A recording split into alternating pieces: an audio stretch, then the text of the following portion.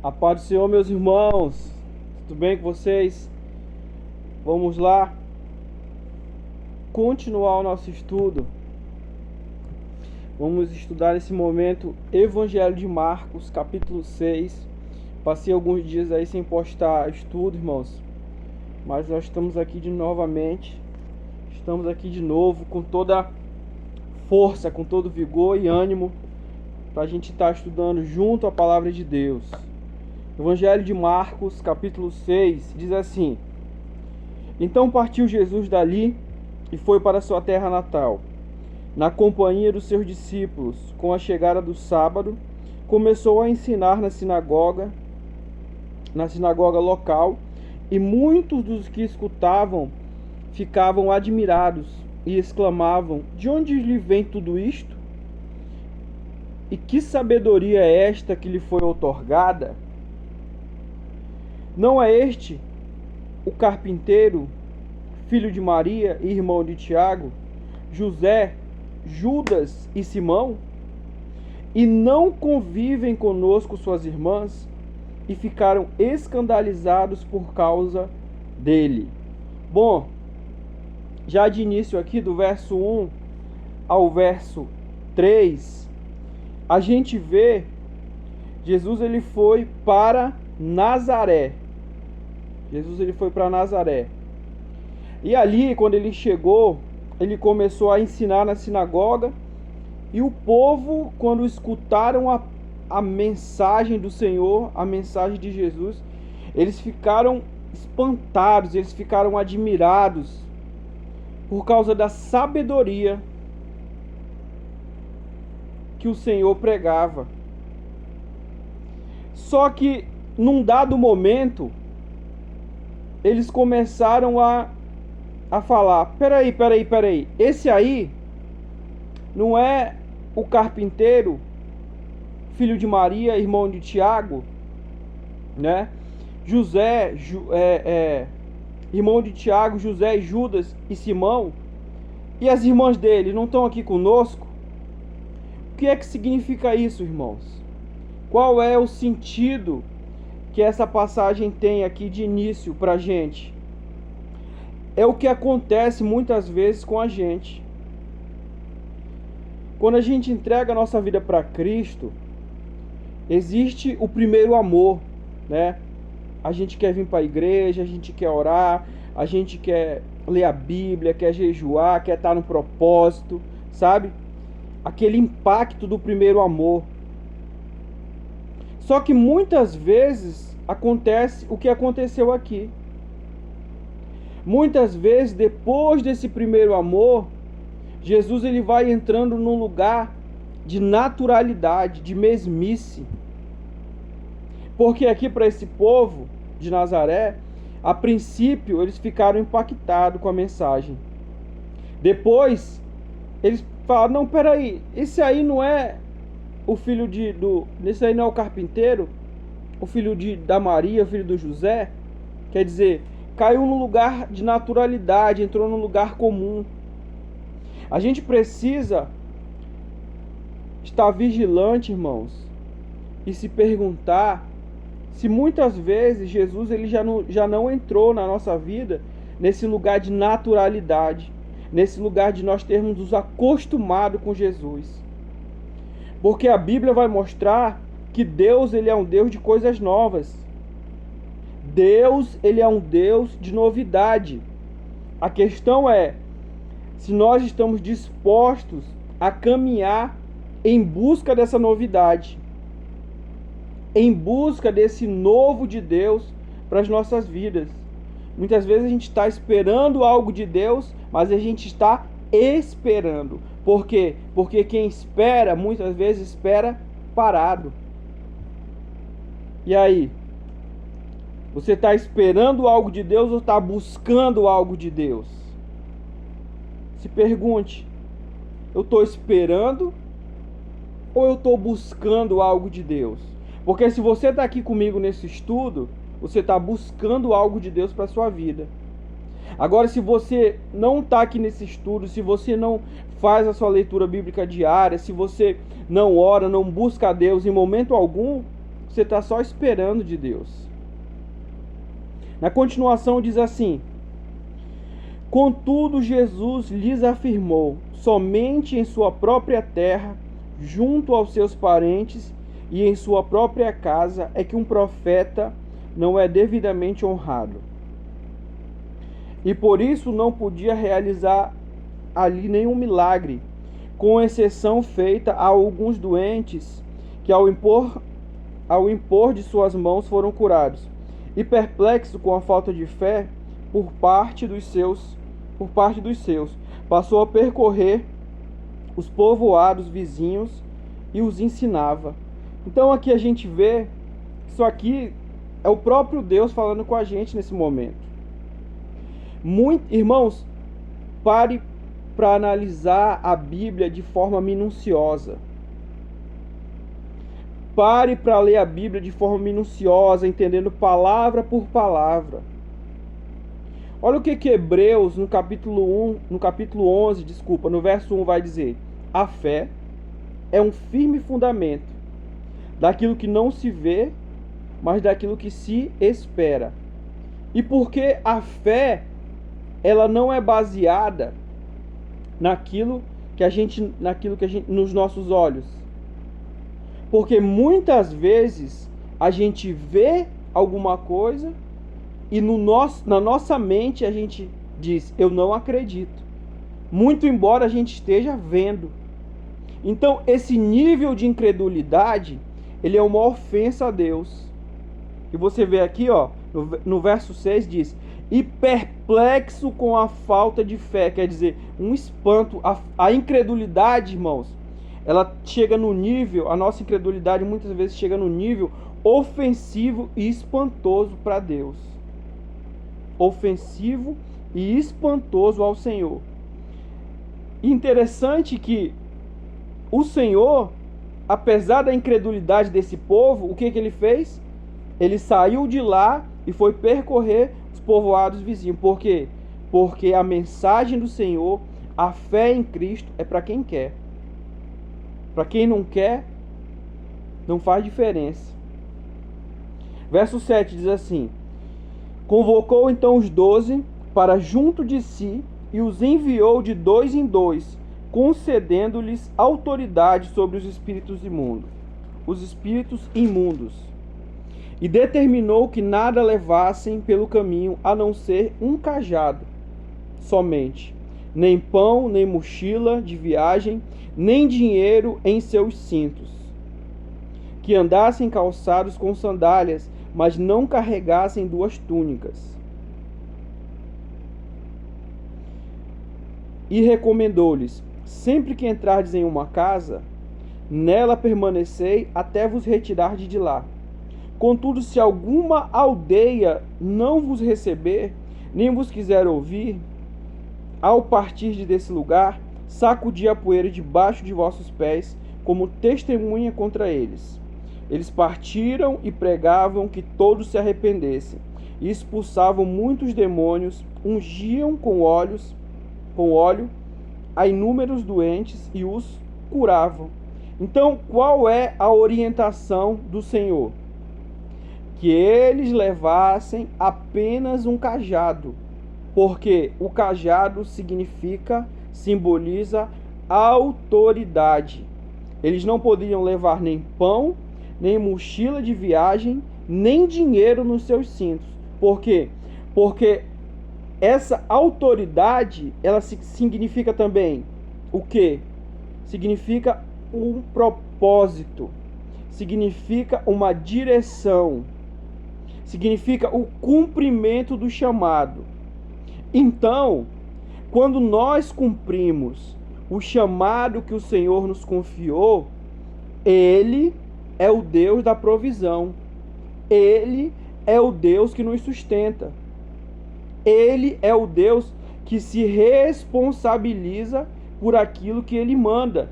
É por isso que lá em Mateus, no capítulo 6, a partir do verso 25, Ele vai dizer: não andeis ansiosos por coisa alguma, nem quanto à vossa vida pelo que haver de comer, nem quanto ao vosso corpo pelo que haver de vestir.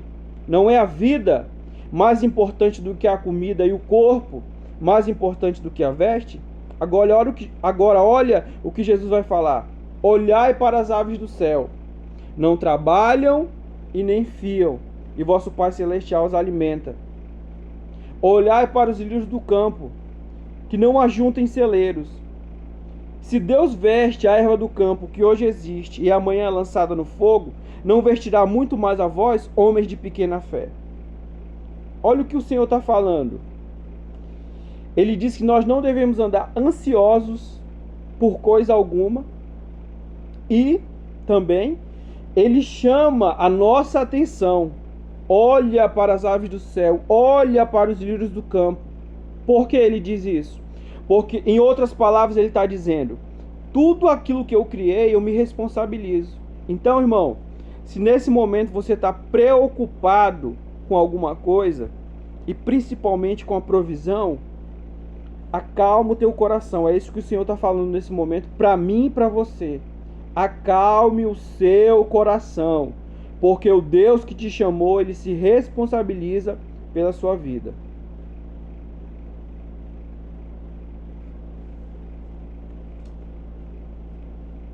E qual era a mensagem?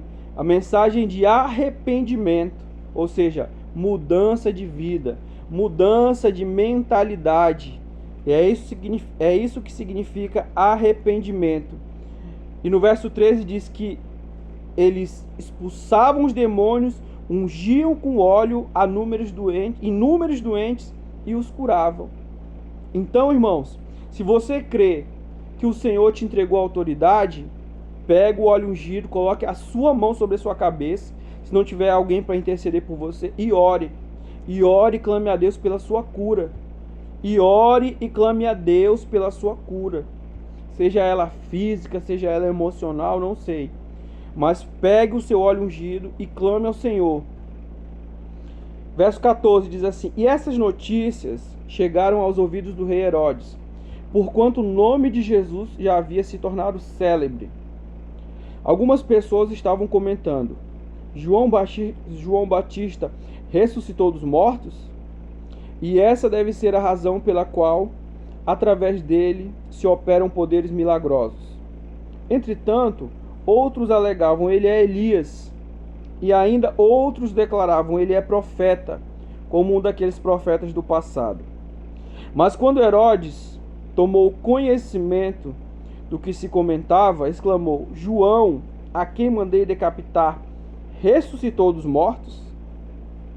Porque o próprio Herodes havia expedido as ordens para que prendessem João e o acorrentassem no cárcere, por influência de Herodias, esposa de Felipe, seu irmão, com a qual viera a se casar.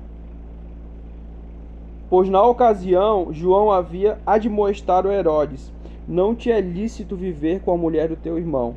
E por esse motivo Herodias o odiava e tensionava matá-lo. Contudo, não conseguia realizar seu intento. Porque Herodes temia a João e sabedor de que era um homem justo e santo, o protegia. E quando o ouvia, ficava admirado e o escutava com prazer. Então aqui a gente vê que a fama de Jesus, ela se espalhou de uma tal forma, né, que eles ficavam perplexos com tudo aquilo que Jesus estava fazendo. No entanto, eles não conheciam quem era Jesus. Eles não conheciam quem era Jesus. E aí, eles chegaram até a confundir Jesus com João Batista. E Herodes estava tendo um caso com a mulher do seu irmão, que era Herodias. E João Batista o repreendeu. E isso fez com que Herodias tivesse ódio dele e tentasse matar João. O que a gente aprende aqui? Irmãos, primeiro de tudo, sabe? Nós precisamos ter uma vida santa com o Senhor. O que significa santidade? Separado para um propósito. nós precisamos ter uma vida santa com o Senhor. Por quê? Para que a gente possa, irmãos, ter autoridade, sabe, de repreender o pecado. Porque tem muitas pessoas aí que querem repreender o pecado de outros, sabe, mas a pessoa mesmo está em pecado. A pessoa mesmo está em pecado. Mas que eu e você, irmão, sejamos instrumentos de Deus. Sejamos instrumento de Deus para que a gente possa repreender também o pecador. E principalmente, sabe, nos arrependermos dos nossos próprios pecados. Porque, irmãos, o que acontece? Hoje em dia, sabe, tem pessoas aí com pecados de imoralidade sexual e ninguém fala nada. Escandalizando o evangelho, escandalizando a obra de Deus e ninguém fala nada. Porque não vamos tocar no ungido do Senhor. Não vamos escandalizar a obra. Ei, irmão, ele já está escandalizando. Quando a pessoa está em pecado, essa própria pessoa já está escandalizando. E a Bíblia diz o quê? Ai daquele por onde vem um escândalo. Então, se muitas vezes a gente vê esse tipo de coisa e não fala nada e não denuncia, sabe? Porque muitas pessoas estão sendo enganadas. Mesmo, sabe? Mesmo que as pessoas nos odeiem. Você já parou para prestar atenção que hoje em dia nós somos cristãos, que ninguém odeia a gente? Ninguém odeia a gente por causa de Jesus, por causa da palavra. Muitas vezes um cristão ele tem desentendimento com o outro por causa de fofoca, por causa de qualquer outra coisa, menos por causa do nome de Jesus. Quando irmãos, eu fico me questionando, o Espírito de Deus tem falado no meu coração e eu fico me questionando quando que nós como cristãos vamos nos levantar, sabe, e parar de ficar lambendo as nossas feridas e sermos soldados de Cristo e sermos pessoas que nos envolvemos na obra, trabalhamos na obra, ao invés de ficar só esperando que o Senhor Jesus venha nos servir.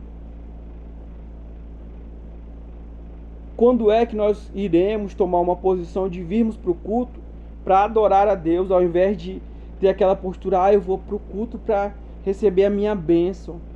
Quando? Quando que a gente vai entrar nesse lugar de maturidade e de sermos, irmãos, pessoas que expressem o caráter de Cristo? É muito sério, irmãos, isso. É muito sério isso. No verso 21 diz assim, e olha que coisa interessante. Por que eu estou falando isso? No verso 20, por que é que Herodes temia João? Porque ele era brabo, porque ele sabia lutar, porque ele era muito bom de espada, ele era um guerreiro. Era por causa disso? Não. Olha o que a Bíblia diz. Ele temia porque ele sabia que João era um homem justo e santo. E aí? Meu Deus, irmãos. Será que alguém vai temer a gente também dessa forma? Será que alguém também vai temer a gente porque nós somos justo e santo em Cristo Jesus? Irmãos, se você lê isso, se você está escutando isso, e isso não te incomoda, acorda, irmão. Acorda, porque você está espiritualmente dormindo. Finalmente Herodias teve a ocasião oportuna que ansiava. No dia do aniversário dele, Herodes ofereceu um banquete a seus líderes mais destacados, aos comandantes militares e às principais personalidades da Galileia. E aconteceu que a filha de Herodias se apresentou dançando e muito agradou a Herodes e aos convidados. Então o rei brindou a jovem: pede-me o que desejares e eu te darei. E sob juramento lhe assegurou: se pedires ainda que seja metade do meu reino, eu te darei. Diante disso, diante disso, saiu a moça e consultou a sua mãe. O que devo pedir? Ao que ela recomendou a cabeça de João Batista. O que me chama a atenção, irmãos, aqui, é que muitas vezes você vê que os ímpios, que a pessoa mal, muitas vezes ela tem mais prudência e sabedoria do que o cristão. Olha, essa mulher, sabe, a filha de Herodias, ela perguntou, ela pediu conselho da mãe. E aí, o que eu peço? E muitas vezes nós, irmãos, sabe o que a gente faz? A gente despreza os conselhos. A gente despreza os conselhos e prefere, sabe, seguir aquilo que a gente acha que é certo. Nem é aquilo que é certo de verdade, é aquilo que a gente acha que é certo. Que absurdo, irmão.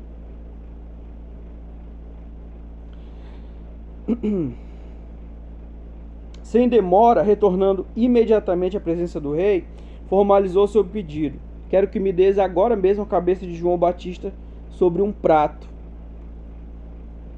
Então, grande angústia sobreveio ao rei, mas devido ao juramento que fizera e aos convivas que se reclinavam ao redor da sua mesa, não quis deixar de atendê-la. Mandou, portanto, imediatamente um carrasco com ordens para trazer a cabeça de João. O executor foi e decapitou João na prisão. Trazendo a cabeça de João sobre um prato, a entregou à jovem, e esta em seguida ofereceu à sua mãe. Assim que souberam do fato, os discípulos de João foram até lá, resgataram o corpo e o depositaram em um sepulcro. Olha aqui. É interessante, irmãos, o que eu acabei de falar. Herodes, ele deu a palavra dele. Me pede o que tu quiser. Pode me pedir. Se você quiser metade do meu reino, eu vou te dar.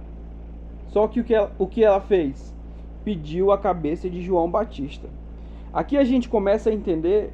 Eu quero, fazer primeiro uma conjectura, depois eu vou fazer outra. O que acontece muitas vezes nós que somos servos de Deus, irmãos. O que precisa acontecer. Muitas vezes, irmãos, o inferno, ele quer a nossa cabeça. Só que, irmãos, se você, como cristão, não enfrentar luta nenhuma, é porque os demônios viraram teu amigo. Se você não enfrentar luta, batalha nenhuma, é porque você está assim com Satanás. Então não fica reclamando por aquilo, pela batalha que você está vivendo hoje. Segunda coisa que eu quero falar aqui.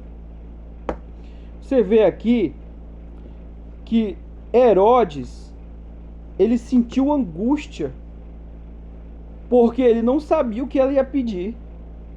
Mas mesmo assim, o que ele fez? Ele cumpriu com a palavra dele. Mesmo sendo para o mal, mas ele cumpriu com a palavra dele. Olha o que eu acabei de falar. Os ímpios, os filhos das trevas, irmãos, muitas vezes ele tem mais sabedoria e tem mais, firmeza na sua palavra que os cristãos. Isso, irmão, é uma vergonha pra gente. Isso muitas vezes é uma vergonha pra gente, sabe? Porque muitas vezes a gente fica ali, cocheando em dois pensamentos, faz um compromisso e não cumpre, firma um compromisso e não cumpre, entende? Até com as coisas de Deus mesmo, na obra de Deus mesmo. Até na obra de Deus mesmo, não é quente e nem frio, é morno. E o que o Senhor diz? Quem é morno? Vomitar-te-ei da minha boca. Que o Espírito de Deus, irmão, nos desperte nesse momento. Que o Espírito do Senhor, ele faça arder, crescer essa chama no nosso coração pela pessoa de Jesus. E que ele nos conduza ao arrependimento genuíno, irmãos. Que a gente não fique achando que está tudo bem, que está tudo certo com a nossa vida. Retornaram os apóstolos e reuniram-se com Jesus para lhe relatar tudo quanto havia realizado e ensinado. Então convidou-lhes Jesus: Vinde somente vós comigo para um lugar deserto e descansai um pouco, pois a multidão dos que chegavam e partiam era tão grande que eles sequer tinham tempo para comer. E saindo de barco foram para um local despovoado. Entretanto, muitos dos que viram retirar-se, tendo-os reconhecido, saíram correndo a pé de todas as cidades e chegaram lá antes deles. Quando Jesus desceu do barco e observou aquele enorme ajuntamento de pessoas, sentiu compaixão por elas, porquanto eram como ovelhas sem pastor, e sem demora passou a ministrar-lhes muitas orientações. Irmãos, olha o que o Senhor fala com a gente nesse momento. A gente precisa, irmãos, Paulo vai dizer em Filipenses 2,5, de sorte que haja em vós o mesmo sentimento que houve em Cristo Jesus. De sorte que haja em nós o mesmo sentimento que houve em Cristo Jesus. E qual é o sentimento que ele teve aqui? Ele se compadeceu da multidão, ele teve compaixão da multidão, porque eram ovelhas sem pastor. Irmãos, sabe, nós precisamos nos incomodar, a gente precisa ter esse sentimento. Tudo aquilo que Jesus repudia, a gente precisa repudiar também. Tudo aquilo que o Senhor se compadece, a gente precisa se compadecer também. A gente precisa ter esse mesmo sentimento que Jesus tem, de se compadecer da multidão. Se muitas vezes, irmãos, você ainda está ali olhando para o teu umbigo, olhando para você mesmo, para os teus problemas, sabe quando é que isso vai acabar? Sabe quando é que os teus problemas vai acabar para você se compadecer da multidão? Nunca. Por quê? Porque a gente precisa se movimentar, sabe? A gente precisa exercitar o chamado que o Senhor nos deu, para que Ele possa também se compadecer de nós. Aí o engano é esse, das pessoas é esse pensamento. Não, eu vou primeiro resolver os meus problemas, para eu depois alinhar a minha vida, para eu poder, para eu me compadecer da multidão. Não é isso não, irmãos. Te compadece da multidão. Olha para as pessoas, que precisa de ti, que precisa ouvir as lutas que você venceu, ou a luta que você está vivendo, mas está de pé. A luta que você está vivenciando, mas você está de pé, você está ali batalhando firme ainda na presença de Deus. Tem pessoas que vão precisar ouvir teu testemunho, mas é o teu, não é o meu. Não fica esperando o problema se resolver, porque não vai. Não fica esperando se resolver primeiro, para depois você ir. Não, vai assim mesmo. Porque é o Espírito do Senhor que Ele vai te capacitar e te direcionar para fazer. Irmãos, nós pela gente mesmo, a gente não tem vontade de fazer. Mas é o Espírito de Deus que nos capacita, que nos direciona, O Espírito Santo que é o nosso combustível para a gente ir para a obra de Deus. Mas tire esse pensamento, irmão, da tua mente. Eu vou primeiro resolver meus problemas, para depois eu me compadecer da multidão. Não. Se compadece da multidão, caminha e usa aquilo que o Senhor te entregou. Com o passar das horas, o final da tarde estava chegando. E por isso os discípulos se aproximaram de Jesus e avisaram: este lugar é deserto, e a hora já muito avançada. Despede, pois, a multidão para que possam ir aos campos e povoados vizinhos comprar para si o que comer. Jesus, porém, os instruiu: provede-lhes vós mesmos de comer. Ai, olha aí, irmão. Olha aí, meus irmãos. Nós mesmos, somos nós mesmos que temos que alimentar essa multidão. Seja de forma física, de forma espiritual, de forma emocional, somos nós mesmos. Somos nós mesmos.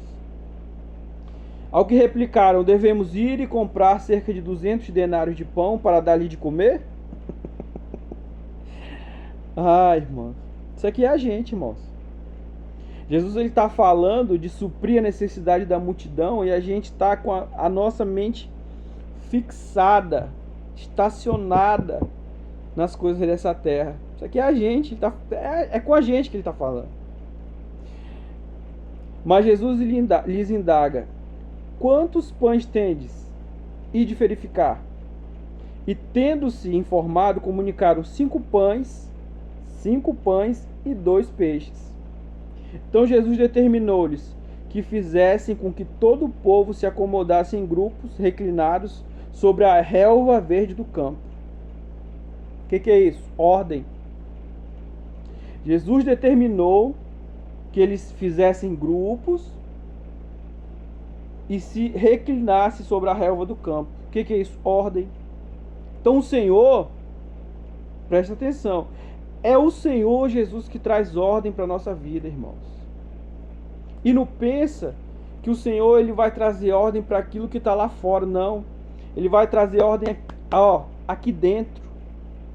Porque o nosso ambiente externo só é fruto daquilo que está dentro da gente, do nosso ambiente interno. E muitas vezes você está querendo que o teu filho se converta, que o marido se converta, que a esposa se converta, sabe? Trocar de emprego, que as pessoas do teu trabalho se convertam, porque você não suporta, porque você não aguenta a luta, sabe? Você está esperando uma ordem, uma organização externa. E você não entende que isso que você está passando hoje é porque o Espírito de Deus está querendo colocar as coisas no lugar, mas é dentro de ti. É dentro de ti. Ele está querendo organizar essa casa aí, essa casa. Está querendo organizar, colocar tudo no lugar e você não está entendendo por quê? Porque a tua mente é uma mente carnal, é uma mente natural, que está fixada aqui, que está estacionada nas coisas dessa terra.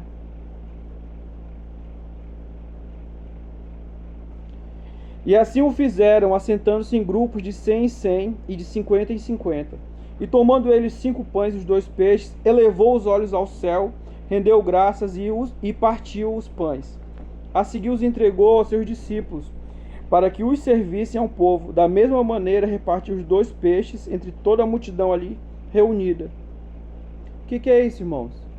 Vou terminar de ler aqui para a gente fazer um comentário. Todas as pessoas comeram à vontade e ficaram satisfeitas. Os discípulos ainda recolheram 12 cestos repletos de pedaços de pão e de peixe, e foram alimentados 5.000 homens naquele dia. Sabe, o pouco que você acha que você tem, sabe, assim, muitas vezes você vai falar assim, mas eu não sei nem pregar, eu leio uma palavra e não entendo muito, e eu começo a gaguejar, eu fico nervoso, eu fico nervosa, não sei nem pregar direito, porque, sabe, não sei nem pregar. Tem gente que prega melhor, tem gente que fala melhor, tem gente que tem dons espirituais, eu não tenho nada. Quando eu vou louvar também, eu sou desafinado batendo palma, que dirá louvando, sabe? Por quê? Porque você acha que o teu pouco, sabe? Que o teu pouco, você subestima o teu pouco. E o que o Senhor está falando pra gente nesse momento? Que Ele vai fazer muito com o teu pouco. Que Ele vai trazer, sabe, alegria, satisfação para a vida de outras pessoas através do teu pouco. E o instrumento vai ser você. Vai ser você. Só que qual é o problema? Você acha que depende de ti. E não depende de você. Não depende de você. Você está esperando falar bem, você está esperando louvar bem, você está esperando que Deus te capacite. Não, você já está capacitado, faz. Começa a fazer. Começa a fazer. Porque conforme você vai fazendo, Ele vai usar o pouco que você tem. pouco que você tem. E isso que você tem, que você julga que é pouco. Mas para ele, sabe? Para ele não faz diferença. Para ele não faz diferença. Ele só quer alguém disponível.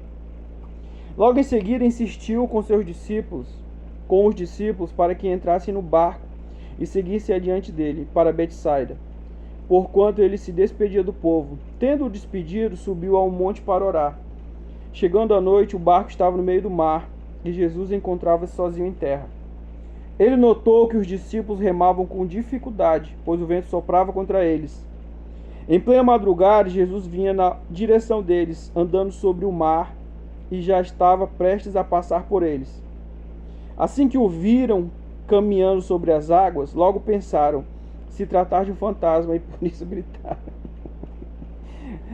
Pois todos o tinham visto e ficaram apavorados.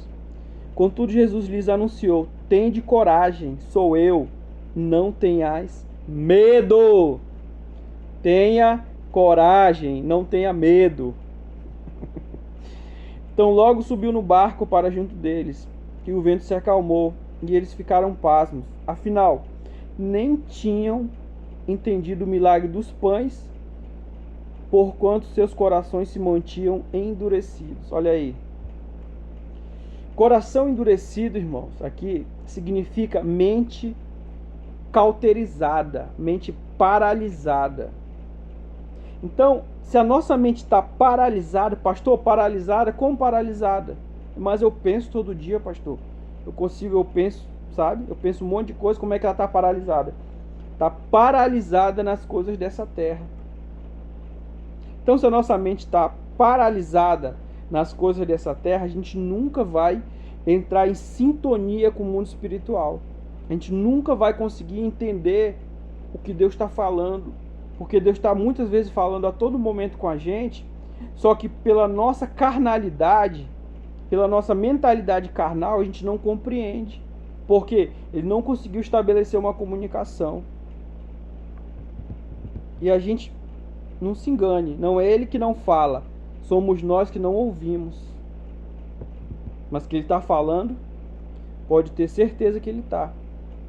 Depois de atravessaram o mar, chegaram a Genezaré e ali aportaram. Logo que desembarcaram, o povo reconheceu Jesus. Multidões viajavam por toda aquela região, levando seus enfermos em macas, para onde ouviam que ele estava, e onde quer que ele fosse ministrar. Povoados, cidades ou campos, a população trazia os doentes para as praças e imploravam-lhe que pudessem ao menos tocar na borda do seu manto. E todos os que nele tocavam eram curados. Escuta só. Os enfermos, sabe? Eles queriam tocar apenas no manto, na orla do manto de Jesus. Isso te lembra o quê? Mulher no fluxo de sangue.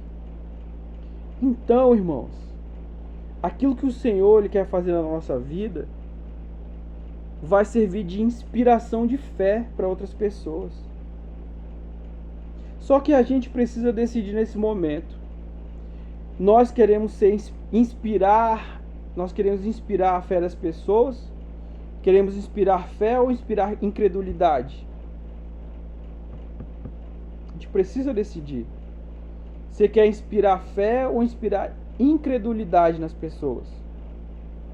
Porque foi através do testemunho, tenho certeza disso, através do testemunho da mulher no fluxo de sangue, que outros enfermos que iam e falavam: não, então já que ela foi curada, ela só tocou e foi curada, então eu vou lá para fazer a mesma coisa, porque ela foi curada, eu vou ser também. Quer dizer, inspirou. O testemunho daquela mulher inspirou muitos outros. Que eu e você sejamos assim, meus irmãos. Que nós sejamos assim, que a gente venha romper a barreira do natural e venha caminhar junto com o Senhor. Amém? Pai, eu abençoo a cada um que vai ouvir esse estudo, Senhor. Cada inscrito. Eu abençoo, Pai, a tua igreja em nome de Jesus, Pai. Em nome de Jesus. Que o teu Espírito Santo fale melhor em cada coração, Senhor. Traga a tua revelação, Senhor, para as nossas vidas. Não apenas conhecimento, Pai, mas a tua revelação. Em nome de Jesus. Amém e amém. Deus abençoe a todos. Fiquem todos com Deus. Amém. E até a próxima com Marcos capítulo 7.